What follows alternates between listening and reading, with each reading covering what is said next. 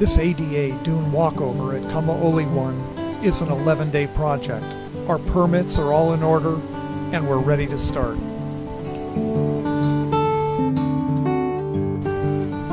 We secure the job site and unload and mark the posts.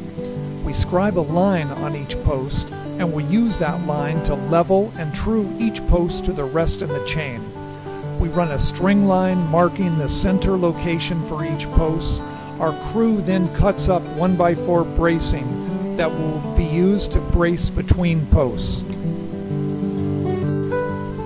We use 4 stakes to mark a square around each post hole and mark its center. When that first post is ready to set, make sure it's level and brace it firmly. It's the one you will go by. The other posts are now all braced to each other. You can now attach temporary runner boards down each side of the ramp that mark the top level of the beams. Elevations are now marked on each post. We now cut the beams that will be bolted to each pair of posts. These beams will eventually support the framing joists and finished decking.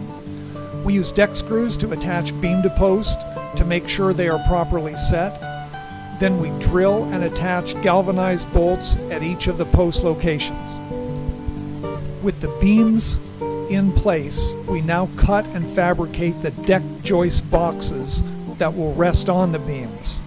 We then move the boxes into place and square each box up.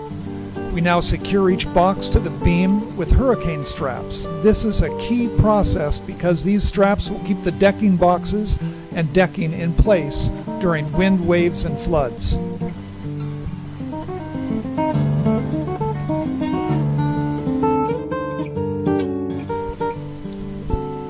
We now cut and attach the actual decking material. Each board is pre-drilled and attached with stainless steel screws. Make sure the deck is level.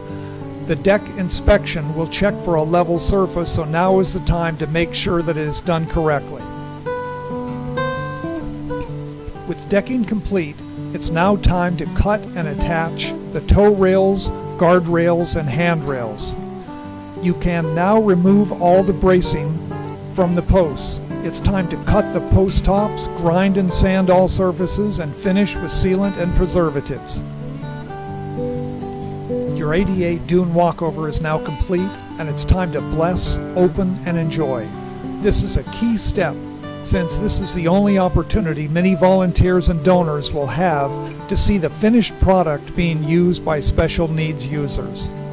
The key for a successful project using volunteer labor is having a competent and confident team leader and a group of volunteers willing to listen and follow instructions. A project like this also involves many partnerships, and this is a time for all of the various parties to come together to see the end product.